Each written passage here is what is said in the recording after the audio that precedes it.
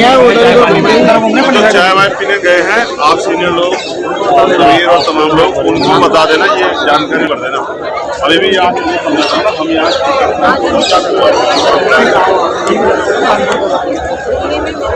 लोग अगर यही काम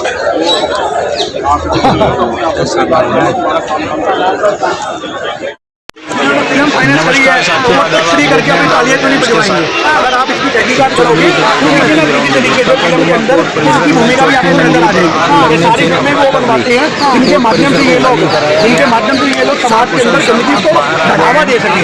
ऐसी फिल्में देश को बांटने का काम करती हैं, ऐसी फिल्में भाईचारे को खत्म करने का काम करती हैं।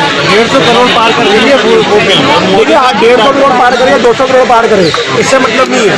आज फिल्में पैसा कमाने के लिए नहीं बनती, आज फिल्में मैसेज देने के लिए बनती है। पर अगर आज ये फिल्में मैसेज दे रही है, गलत मैसेज दे रही हैं, तो उसका विरोध तो होगा ही होगा।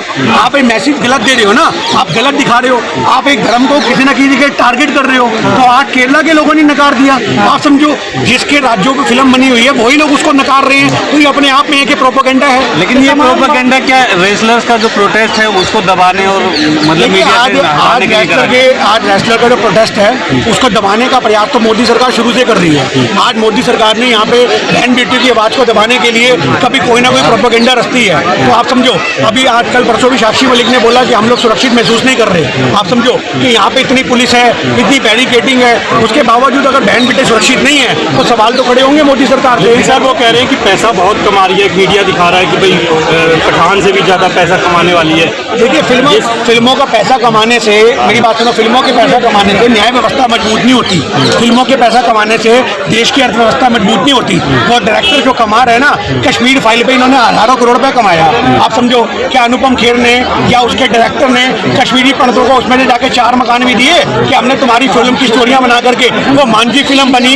आप समझो मांझी फिल्म के अंदर पहाड़ छीड़ करके उसका रास्ता बना दिया। जिस बंदे की स्टोरी बनी है उसके बच्चों को न्याय मिला? नहीं मिला। आज हमारे देश के अंदर जो डायरेक्टर होते हैं ये मिल्खा सिंह जैसे बंदे ढूंढते हैं जो 1 रुपए में अपनी स्टोरी बता दें और ये उस स्टोरी से लाखों रुपए कमा ले, लेकिन रेसलर्स के लिए जो कमेटी बनाई गई थी वो कह रहे हैं कि वो पापी नहीं है, पिता समान है इनके। देखिए अगर आप पिता समान है तो आज आपको मैं बता दूं क्राइम पेट्रोल देखने की जरूरत है, उसमें भी बहुत से पिता समान लोगों का खुलासा होता है। पिता समान और पिता होना बहुत फर्क होता है। पिता समान जो होते हैं उनकी आंखों में हवा जाग सकती है, तो आप समझे इस बात को, पिता की नहीं जागती। तो ये सोचने की बात है, पिता समान होना और पिता होने में बहुत फर्क होता है।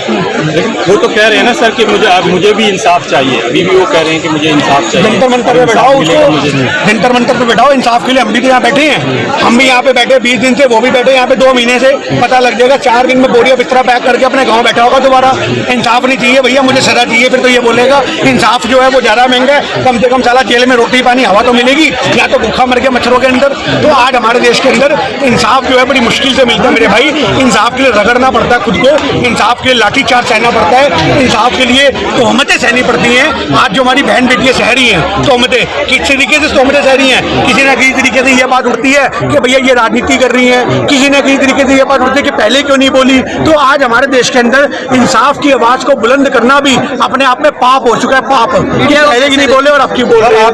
कैसे देखते हैं इस टाइम में, क्योंकि वो दिखा रही है कि भैया एक कैसे पहले फोटो साथ में होते हैं। मीडिया का क्या रोल है बचाने? देखिए आज मीडिया का रोल ये है, टिकेत साहब ने खुलासा दिया, आपको पता होगा, टिकेत साहब को बुलाया, टिकेत साहब ने बोला कि आप लोग बचाने के तो प्रबंध चला रहे हो हर मीडिया पे, पर आप ये नहीं बता रहे कि भैया इसको सजा कब होगी, इसको अरेस्ट कब किया जाएगा। तो आज हमारे देश के अंदर मीडिया जो है वो आंदोलन को दबाने का प्रयास करती है। ये तो आप जैसे सोशल मीडिया वालों का धन्य है जो आपके माध्यम से हमारी बहन बेटियों की बात दूर तक बढ़ रही है। और इसलिए शायद साक्षी मलिक ने आपसे 2 दिन पहले प्रेस कॉन्फ्रेंस करके एक बात रखी कि हम चाहेंगे कि ये मीडिया के साथी रात को भी बने रहें, कुछ साथी, क्योंकि हम लोग यहाँ पे असहज महसूस कर रहे हैं। तो आप समझो जब हमारे देश की बेटियों को नेशनल मीडिया का सहारा नहीं मिल रहा तो आप न्याय की उम्मीद क्या करोगे? वरना आज हमारे देश के अंदर हमने निर्भया जैसी सूरतें भी देखी हुई हैं जिनको एक एजेंडे के रूप में इन्होंने चला दिया। तो आज हमारी बहन बेटी जीती जाती सबूत है जो न्याय की मूर्त बन के बैठी है पर न्याय नहीं मिल रहा।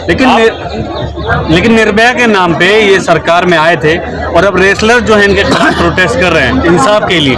कैसे देखते हैं 9 साल 10 साल में कुछ नहीं बदला? देखिए सबसे बड़ी बात है कि आज हमारे देश के अंदर 9 महीने की बच्ची का बलात्कार हो जाए ना तो उसके लिए भी इंसाफ की लड़ाई लड़नी पड़ती है। एक बाप अपनी छोटी सी बच्ची को दफनाने के बाद कोर्ट कचहरी के हवालातों के चक्कर काटता रहता है और उसको भी इंसाफ नहीं मिलता। तो आज हमारे देश की बुलंद बेटियां यहाँ पे बैठी हुई हैं, इन बुलंद बेटियों की आवाज को बुलंद करने का काम भारत के लोगों का है। आज भारत की नैतिक जिम्मेदारी बनती है कि जिन्होंने भारत के नाम को ऊंचा किया है वो भारत के लोग कब सड़कों पे उतरेंगे, वो लोग कब धरने प्रदर्शन में शामिल होंगे, वो लोग कब अपनी गली गली में मशाले जलाएंगे, कब बहन बेटियों के पोस्टर हाथ में लेके न्याय की आवाज को उठाएंगे। हम वो माहौल देखना चाहते हैं कि जो मोदी जी ने पूरे देश के अंदर थाली बजवा दी थी, क्या मोदी जी निकल करके आएंगे जो बोलेंगे बहन बेटियों के नाम से मोमबत्ती जलाओ, बहन बेटियों के इंसाफ के लिए टॉर्च जलाओ। मैं भी मजबूर हूँ, मैं अपनी बेटियों का साथ देना चाहता हूँ, पर मेरे पास कानूनी पावर नहीं है। मैं तो क्योंकि प्रधानमंत्री हूँ, होम मिनिस्टर तो हो नहीं हूँ। तो आज हमारे देश के अंदर हम मोदी जी से कहते हैं कि मोदी जी अगर आप भी कमजोर हो रहे हो, आप अपने आप को मजबूर समझ रहे हो, तो आप भी इस्तीफा दे दो और बहन बेटियों के साथ धरने में शामिल हो, क्योंकि बहन बेटियों का इंसाफ तभी मिलेगा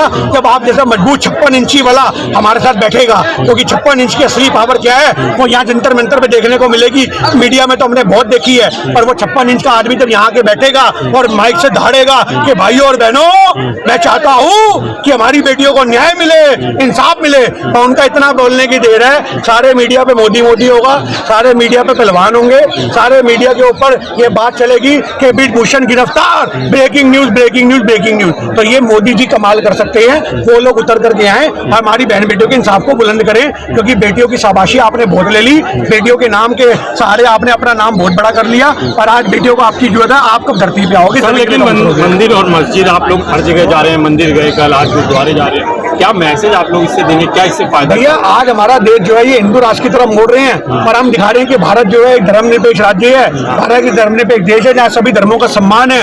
और आज हमारे देश के जो पहलवान है वो किसी एक धर्म के नहीं है, वो सभी धर्मों को अपने सीने में समेट के बैठे हैं। क्योंकि तिरंगे के ऊपर कोई धर्म छपा हुआ नहीं होता, तिरंगे के ऊपर संविधान होता है, भारत की ताकत होती है, जिन्होंने भारत की ताकत को मजबूत किया है। उस भारत की ताकत में सभी धर्म है, तो आज सभी धर्मों का सम्मान करना हमारे देश की परंपरा है। अगर हम अपने देश को मजबूत करेंगे तो सभी धर्मों का साथ हमें देना पड़ेगा। सत्यपाल मलिक के तो रिश्तेदारों पे भी छापे पड़ रहे हैं, अब क्या हो? सत्यपाल मलिक पे भी बढ़ेंगे, रिश्तेदारों पे भी बढ़ेंगे, सबके बोरिया बिस्तरा पैक होंगे, ईडी की छापेमारी होगी, सब हवालात में बैठे होंगे। थोड़े दिन आपका चैनल अगर अच्छे से मोनेटाइज हो गए, कमा गया, तो आपके ऊपर भी ईडी की छापेमारी होगी। तेरी मिलियन में वीडियो चल रही है, तू भी आजा रगड़े में। तो आप ये बात समझो, जिसकी जेब में 500 के 2 नोट मोदी सरकार को नजर आ जाए, वहीं ईडी की छापेमारी हो जाती है। इनका ये हाल हो चुका है। सुप्रीम कोर्ट ने बोला है ईडी को थोड़ा सा सही से काम करिए। आज वो तो सुप्रीम कोर्ट के माध्यम से कहीं ना कहीं पेशकश होती रहती है। हमें सुप्रीम कोर्ट का समझ में नहीं आता, जब सब कुछ हो रहा है तब निकल के क्यों आता है, जब सब कुछ हो रहा होता है। कभी कहते नोटबंदी गलत थी, अरे भैया जब लोग मर रहे थे उसी समय फैसला बोलते रुकवाते आप लोग, आपने क्यों नहीं रुकवाया? क्या सुप्रीम कोर्ट के पावर नहीं है? आप समझो इस बात को।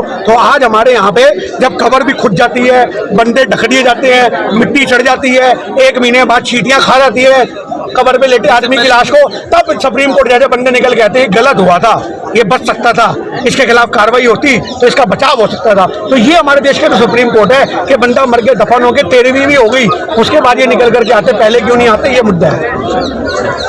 किसान एक तो जिंदाबाद, किसान एक तो जिंदाबाद, किसान